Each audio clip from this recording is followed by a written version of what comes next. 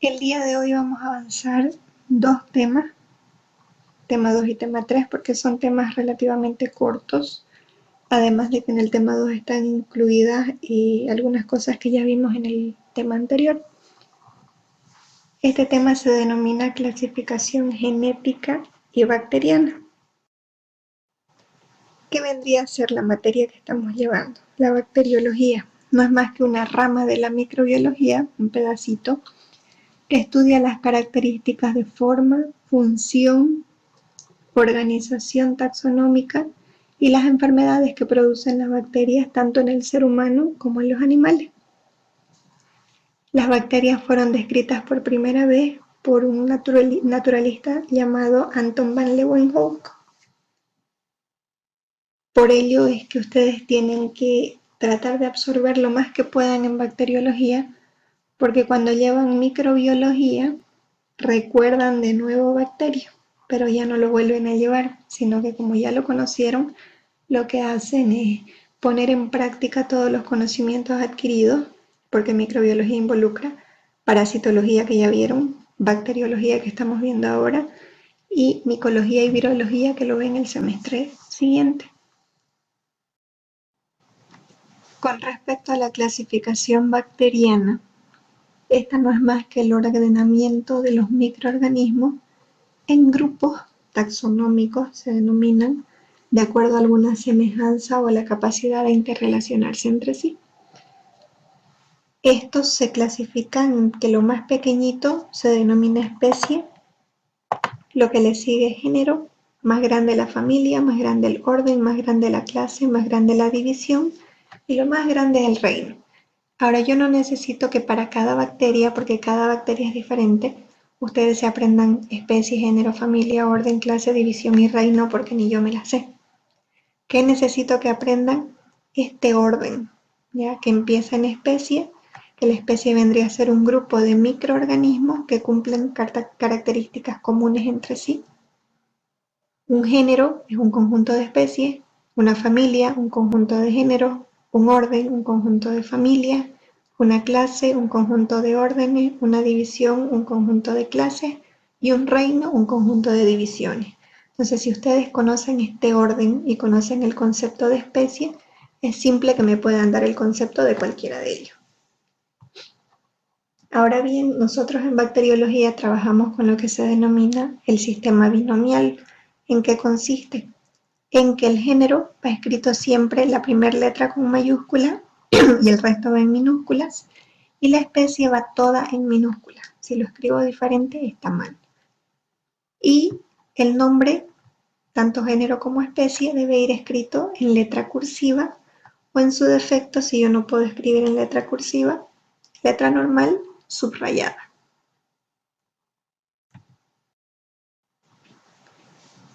La clasificación bacteriana.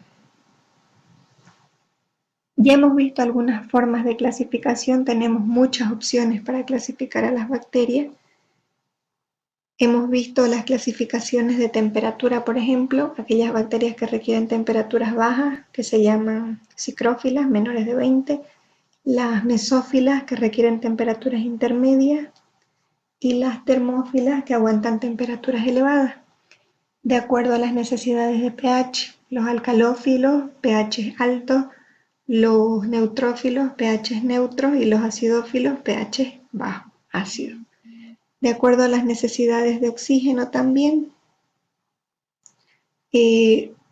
aquellas que requieren oxígeno para poder vivir, que se denominan aerobias, aquellas a las que el oxígeno les hace daño, que se llaman anaerobias, y las microaerófilas, que les dije que necesitábamos de un tarro de leche para poder colocar ahí las cajitas que sembramos, le ponemos la velita y al apagarse la vela por la falta de oxígeno al tapar la lata, me desprende dióxido de carbono en una concentración de un 5 o un 10%. También hemos visto su clasificación de acuerdo a la forma, que las dos formas más importantes que encontramos son los cocos y los bacilos, coquitos que son redondos, los bacilos que son bastones, espirilos que son de forma helicoidal y los vibriones que tienen una forma curvada, una forma de coma. y de acuerdo a la pared celular que presentan, que se pueden clasificar en dos formas básicas, que son las gram positivas y las gram negativas, y la otra que hemos visto que es la ácido alcohol resistente. Tienen otras formas de clasificación. De acuerdo al metabolismo microbiano, tenemos tres tipos de clasificación. Aquellas que, de acuerdo a la obtención de carbono, tenemos los autótrofos, que son aquellos que obtienen el carbono a partir de dióxido de carbono. Luego están los heterótrofos, que obtienen el carbono de compuestos orgánicos, como por ejemplo la glucosa. Y los mixótrofos, que adquieren el carbono tanto de compuestos orgánicos como a través del dióxido de carbono. De acuerdo a la obtención de equivalentes reductores, tenemos los litótrofos, que son aquellos que mantienen la energía a partir de compuestos inorgánicos, y los organótrofos a partir de compuestos orgánicos. Y de acuerdo a su obtención de energía, tenemos los quimiótrofos, que requieren de compuestos químicos para obtener energía, y los fotótrofos, como su nombre lo dice, foto viene de luz, que obtienen la energía a partir de la luz. De acuerdo a la genética de la bacteria, lo mismo que básicamente vemos en el ser humano, existe lo que se denomina el genotipo y el fenotipo. Básicamente, ¿qué viene a ser el genotipo? Es la composición genética de la persona. Es decir, que nosotros podemos determinar el genotipo observando el ADN. En cambio, el fenotipo es una manifestación física de un rasgo o de alguna enfermedad heredada. ¿Cómo lo puedo observar? Simplemente al ver la apariencia externa de un organismo, en este caso de un microorganismo, la forma que tiene, el color que tiene, las características visuales. En cambio, el genotipo tengo yo que ver la molécula de ADN para ver cómo está formado. Esta genética bacteriana puede cursar con variaciones tanto fenotípicas como genotípicas. Las variaciones fenotípicas las hay debido a condiciones ambientales, a los cambios que puedan haber. Pueden haber variaciones de forma, de color, en las enzimas o de acuerdo a qué tan patógenas pueden volverse. Y las variaciones genotípicas, que puede ser por dos mecanismos, uno que es la mutación y otro que es la transferencia de material genético, que lo habíamos visto ya en la clase anterior. Estas mutaciones, para comprenderlas, yo tengo que entender que existen dos tipos de bacterias. Las bacterias salvajes, que son aquellas que mantienen las propiedades originales, y las bacterias mutantes que han sufrido algún cambio y por ello ya no son salvajes. Estas mutaciones son cambios espontáneos en la bacteria que son irreversibles y se heredan de una bacteria a otra. La mutación no es más que una alteración en la secuencia de los nucleótidos que como consecuencia me va a dar lugar a la alteración de las proteínas. ¿Por qué?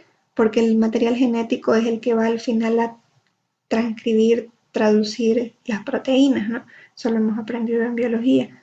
Entonces, si los nucleótidos no están en la disposición que deberían de estar, obviamente me va a dar lugar a otro tipo de proteínas, no a las que tenían que salir. Y ahora, las mutaciones se pueden dar por 4 situaciones. La primera, a través de mutágenos, que son los mutágenos, radiaciones o productos químicos que entran en contacto con las bacterias y hacen que éstas cambien en su estructura, en su forma, en algún cambio les produce, pero son elementos o compuestos químicos. Las otras 3 opciones son por sustitución, es decir, yo tenía un material genético codificado para darme una proteína y uno de esos pares de base, digamos, ustedes saben que siempre está citosina, guanina, adenina, timina, así van unidas. Supongamos que una de las citosinas, guaninas que tenían que estar ahí, desaparece y en su lugar aparece una adenina-timina. Esa es una sustitución, ya un cambio. La otra opción es por adición. Tenían que haber 10 pares de bases para formar una proteína y de pronto aparecen 11. Está aumentando, ya es una mutación. Y la de elección, que es totalmente lo contrario, tenían que haber 10 y en realidad hay 9. En cualquiera de estos casos, mis proteínas van a ser alteradas. La transferencia genética es otro tipo en el que hay ese cambio. Tenemos nosotros dentro de estos la transformación, la transducción y la conjugación, que ya los habíamos visto. Para que se lleve a cabo la transformación, la bacteria lo que hace es recolectar material genético que está en el ambiente, en el medio, de alguna bacteria que haya muerto y explotado en algún momento y liberado su material genético. En la transducción lo que hace es que una bacteria se une a un bacteriófago, que un bacteriófago es un virus que tiene material genético bacteriano, se unen y este virus le transmite ese material genético que tenía de una bacteria anteriormente. Y finalmente la conjugación, que requiere de 2 bacterias, donde una de ellas tiene que tener pilis y a través de ese pilis le transmite cierta cantidad de su material genético. ¿Cuál es la función al final de todo esto? Que va a haber un cambio y ese cambio va a persistir en las nuevas bacterias que se vayan formando. ¿Con qué finalidad? Que la bacteria adquiera nuevo poder patógeno, porque ya les he dicho, si el material genético que le transfiere le da la capacidad de tener pilis, de tener cápsulas, de tener glicocálix, de tener esporas, obviamente la bacteria es más dañina, más patógena. Y también le ayuda a resistir a los antibióticos. Ese sería el tema 2. Como les dije, es bastante corto porque hace mucha referencia al primer tema que habíamos visto ya. Luego tenemos como tercer tema los métodos de esterilización y desinfección. Tenemos que entender 3 conceptos importantes. ¿Qué es esterilización? La esterilización se refiere al procedimiento preventivo con la finalidad de destruir microorganismos tanto en su forma vegetativa como en la forma de espora. Yo les había dicho, ¿no?, que las bacterias tenían la forma vegetativa, que es la forma en la que nosotros lo vemos en el microscopio, o son cocos o son bacilos. Y cuando se enfrentan a condiciones de temperaturas altas, condiciones adversas, algunas tienen la capacidad de formar esporas. Entonces, el procedimiento de esterilización básicamente es el que me destruye prácticamente todo, es el mejor método. La desinfección, que viene a ser destrucción también de microorganismos patógenos, no en su totalidad, le cuesta mucho más destruir esporas y se realiza en objetos. La esterilización generalmente utiliza equipo. La desinfección es sobre superficies por lo general. Lo utilizamos en los mesones, lo utilizamos en las paredes. En cambio, la esterilización es más para material de laboratorio, por ejemplo, en bacteriología, que esterilizamos las cajas Petri cuando son de vidrio, esterilizamos las pipetas de vidrio, esterilizamos los matraces que vamos a utilizar para preparar los medios de cultivo, entre otros.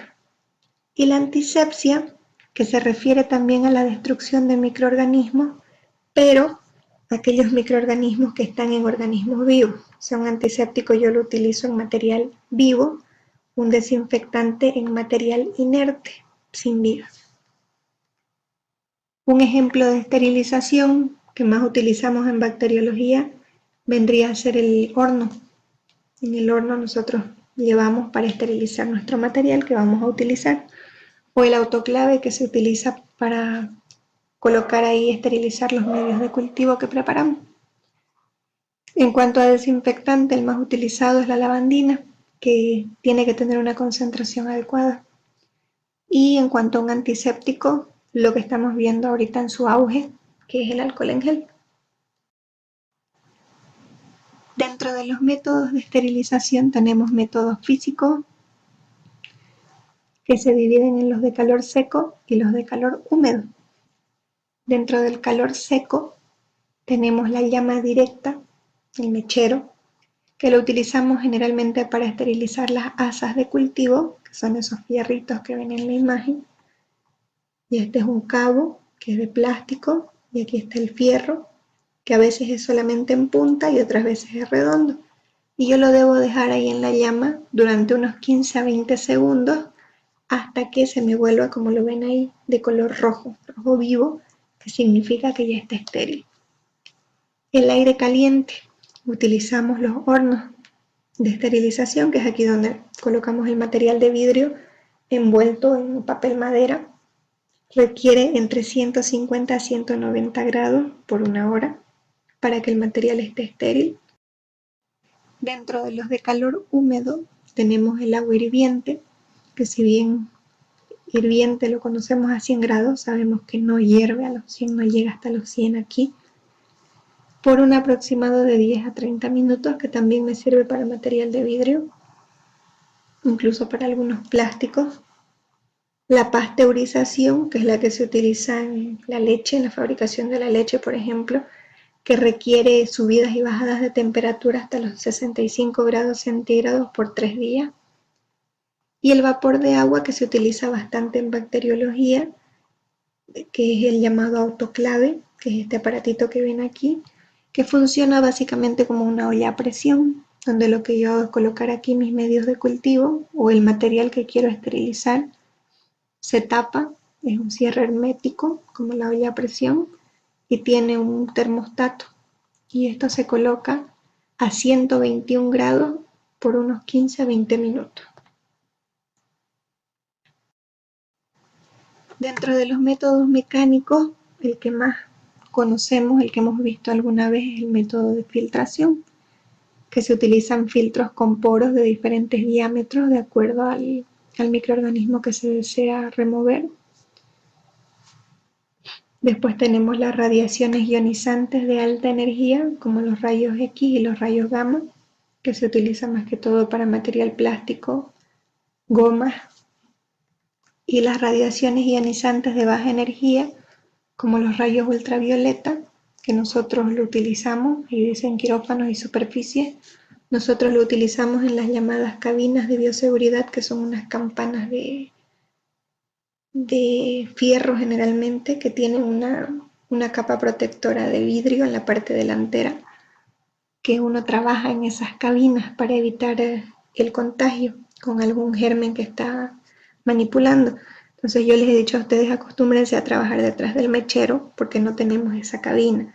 Entonces en las cabinas el vidrio ese lo que hace es cortarme a mí la distancia entre mi cara, si ustedes quieren, y el material que estoy manipulando. Entonces si algo salpica, va a salpicar a la campana, no a mí. Solo mis manos entran en esa campana. En cambio, como nosotros en las universidades en general no hay cabinas, pues el mechero es nuestra protección. Pero en estas cabinas hay rayos ultravioleta. Entonces, ¿qué es lo que se hace? Trabajamos el material que tengamos que trabajar y al terminar se limpia, se cierra el vidrio, se baja el vidrio y queda completamente cerrado, se enciende la luz ultravioleta unos 10-15 minutos y uno se va porque saben que la luz ultravioleta es dañina, y al pasar el tiempo viene y lo apaga y ya está listo para trabajar al día siguiente. Ahora, dentro de los desinfectantes, ¿qué es importante? Para que se considere un buen desinfectante, este debe de cumplir ciertas condiciones. Estas son que esté a una concentración adecuada. Si ponemos de ejemplo la lavandina, no es lo mismo utilizar la lavandina como la compramos que utilizarla al 1%. Acuérdense que debe ser diluida, porque si está demasiado concentrada, lo único que hacemos es fijar los microorganismos en la zona que estamos limpiando, cuando lo que queremos es eliminarlo. El tiempo de aplicación no es nomás le doy una pasada y ya puedo trabajar, tiene que estar un tiempito para poder realizar realmente una buena desinfección. Y el material a desinfectar, no puedo utilizar un desinfectante corrosivo, ¿no? En plástico, por ejemplo, porque va a quedar en nada, en metal, porque va a quedar en nada, me lo va a oxidar, etcétera, etcétera. Lo mismo que en la esterilización, no puedo yo agarrar y meter las pipetas Pasteur al horno, como van a salir una masa de plástico, ¿cierto? Entonces tiene que cumplir esas tres características un buen desinfectante para saber qué desinfectante elegir de acuerdo a lo que quiero desinfectar. Los desinfectantes tienen un mecanismo de acción. Algunos funcionan como coagulantes, como el ácido fénico, el alcohol etílico a 70 grados, fenoles sintéticos, que lo que hacen, coagulan las proteínas. Otros funcionan como oxidantes. Dentro de estos tenemos los clorógenos, que lo que hacen es justamente oxidar. Luego los alquilantes, como el óxido de etileno, que interfiere con el ADN de las células de las bacterias, y otros que son tensoactivos, como por ejemplo los detergentes, las sales de amonio cuaternario, que tienen esa función de influir en la tensión superficial de la superficie de contacto. Hay 3 niveles de desinfección: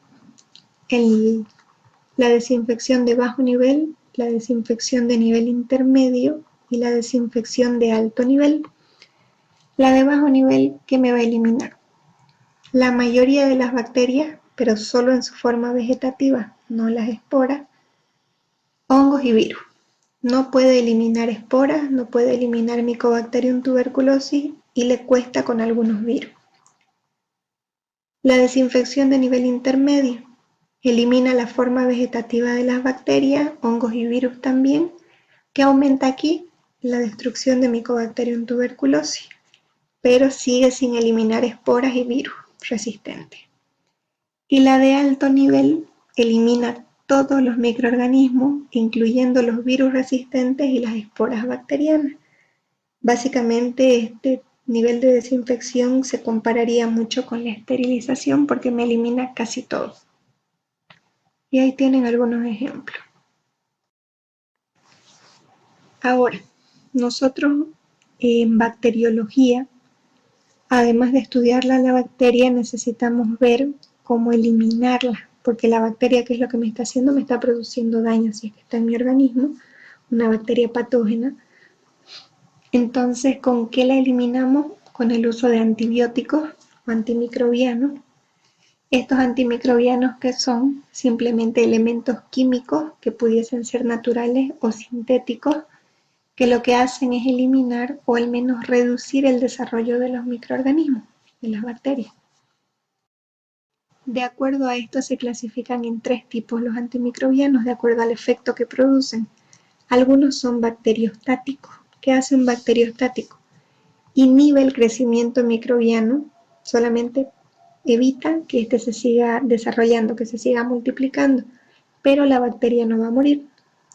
En general lo que hacen es inhibir la síntesis de proteínas. Si no hay síntesis de proteína, la bacteria no se replica. Se unen de manera reversible a los ribosomas, es decir, estos antimicrobianos que son bacteriostáticos se unen a los ribosomas, pero pueden desunirse de nuevo, por eso es reversible, y al unirse a los ribosomas no permiten que se dé la síntesis proteica. Al no haber síntesis proteica, no hay crecimiento microbiano, pero no hay muerte celular. Las bacterias que están van a seguir vivas, van a seguir ahí. ¿Ya? Por eso es que la gráfica que ustedes tienen dice, este es el total de bacterias y ese mismo total está vivo, porque el bacteriostático no la va a matar a la bacteria. Simplemente nosotros ya lo vamos a comenzar a eliminar. Un bactericida, en cambio, no solo disminuye su crecimiento, sino que también mata a la bacteria, pero no rompe su pared celular, no explota, ¿ya? La bacteria se muere simplemente. Entonces, por eso es que la gráfica que ustedes tienen, esta es la cantidad de bacterias que hay, pero la cantidad de bacterias vivas va descendiendo cuando yo voy consumiendo los antimicrobianos bactericidas. ¿Por qué? Porque la bacteria se está muriendo. Viables es viva, estas están, pero están muertas. Un bacteriolítico, en cambio, no solo la mata a la bacteria, sino que además destruye la pared celular. Por lo tanto, el número de bacterias totales y el número de bacterias viables en su gráfica decae, ¿Por qué? Porque ya no encuentro bacterias, porque se rompieron y liberaron su material genético al exterior. Nosotros podemos medir cómo va a funcionar un antibiótico in vitro, se llama, es decir, en el laboratorio, para ver si in vitro en el laboratorio funciona, lo más probable es que in vivo en la persona vaya a funcionar. Tenemos dos formas de verificar y de darle al médico un dato de qué antibiótico tendría que darle. Una de las opciones se llama la concentración mínima inhibitoria, que es el llamado SIM.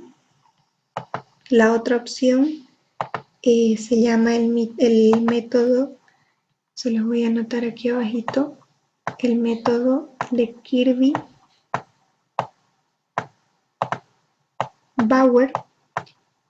que este método de Kirby-Bauer es el que nosotros aprendemos en la materia y el que generalmente se hace en los laboratorios. En la mayoría de los lugares no tenemos concentración mínima inhibitoria. Entonces, es mucho más sencillo realizar el método de Kirby-Bauer y es el que ustedes van a hacer en los hospitales cuando les toque hacer el internado. ¿Ya? Entonces, la concentración mínima inhibitoria, ¿en qué consiste? Fíjense que yo aquí tengo un agar, que por el color sería un agar sangre, donde se sembró la bacteria y estos puntitos son las colonias de bacterias que crecieron. Entonces, ¿cómo pruebo ese método de concentración mínima inhibitoria? Lo que voy a hacer es tomar un asa, alzar una colonia y diluirla en cualquier diluyente, puede ser solución fisiológica, pongámosle que es. Al colocar ahí la bacteria, ¿qué es lo que va a ocurrir? Que obviamente mi tubo se va a hacer turbio. Luego lo que hago, en todos mis tubitos tengo la misma cantidad de solución fisiológica. ¿Qué voy a hacer? Colocarle esa solución que tiene bacterias ya, la misma cantidad a cada uno. Supongamos 1 ml, 1 ml, 1 ml a cada uno de estos tubos. Y eso se lleva a la estufa por 24 horas a 35-37 grados centígrados. ¿Qué es lo que va a ocurrir al día siguiente? Que se van a colocar, además de tener la cantidad de bacterias, todas la misma cantidad de bacterias, ¿qué hay de diferencia? Que al primer frasquito yo le coloco, digamos, un antibiótico, vamos a utilizar la penicilina. Yo aquí le pongo 10 microlitros de penicilina, al otro le pongo 20, al otro le pongo 40, al otro le pongo 80, estoy duplicando. Entonces aquí hay menos antibiótico, aquí hay un poco más, más y más. Entonces al llevar a incubar, ¿qué es lo que va a ocurrir? Que donde hay poco antibiótico, la bacteria va a seguir creciendo, por lo tanto mantiene el color o la turbidez del anterior. Donde no hay crecimiento no va a haber turbidez. Si esto yo lo veo en el microscopio, voy a observar la presencia de bacterias. El siguiente tubo, donde ya no hay turbidez, es lo que se considera la SIM o la concentración mínima inhibitoria. ¿Qué es entonces esta concentración mínima inhibitoria? Es la concentración mínima en la cual a simple vista ya no se observa crecimiento bacteriano. ¿Por qué a simple vista? Fíjense, este está turbio, estos ya no están. Por lo tanto, a partir de aquí, esto es concentración mínima inhibitoria. ¿Ya? A partir de aquí, la cantidad de antibiótico que yo le coloqué elimina a la bacteria a simple vista. Pero ¿qué pasa si yo cada uno de estos tubitos los siembro, los que ya no crecieron, los que ya no se ve a simple vista la turbidez, los siembro en diferentes cajas? ¿Qué va a ocurrir si yo hago eso? Ya tenemos claro cuál es la concentración mínima inhibitoria. ¿Ya? Voy a tomar de cada uno y voy a sembrar en mis cajas Petri. Y el tercero. Y esto lo voy a llevar nuevamente por un lapso de 24 horas a la misma temperatura. ¿Qué es lo que va a ocurrir? Que pese a que no se observa turbidez, algunas de ellas crecen.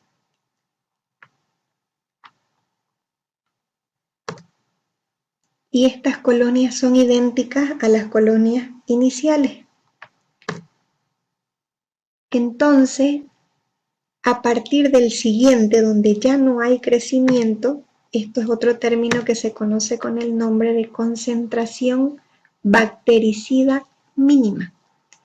Es la concentración en la que ya no existe ni una sola bacteria al sembrar, ¿ya? Entonces, para yo conocer la concentración mínima inhibitoria, y eso quiero que quede claro, tengo que mirarlo a simple vista. A simple vista yo ya no observo turbidez, esta es mi concentración mínima inhibitoria. El primer tubito en el que yo ya no observe turbidez. En cambio, la concentración bactericida mínima yo no la puedo observar aquí. Yo no puedo decir es este o es el de acá. Necesariamente tengo que sembrar todos los tubos que están después de la concentración mínima inhibitoria para ver hasta cuál hay desarrollo, y a partir del que ya no haya desarrollo se considera concentración bactericida mínima. Si aquí no me hubiese crecido, tanto la SIM como la CBM hubiesen estado aquí, a este nivel.